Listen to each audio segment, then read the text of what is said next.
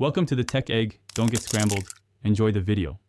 You start by naming the main entities and limiting scope to what ships first. Map each entity to the real-world object it represents and write down attributes you must store now.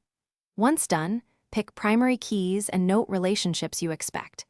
Make sure to capture business rules that affect data integrity, like required fields or allowed status values.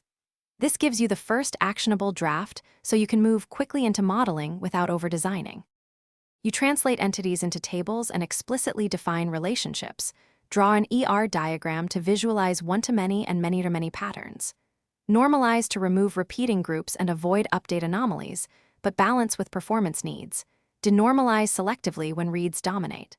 Once you decide on foreign keys, indexing, and cascading behavior, write migration DDL or schema files. Make sure to annotate columns with types, null. You finalize by implementing migrations and seeding representative data to exercise queries.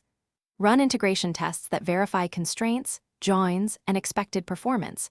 Measure slow queries and add indexes or rewrite access patterns as needed.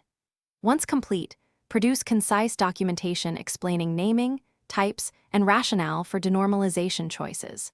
If something breaks, revert using the rollback migration or restore from a recent snapshot. That single troubleshooting step saves time when structural changes go wrong.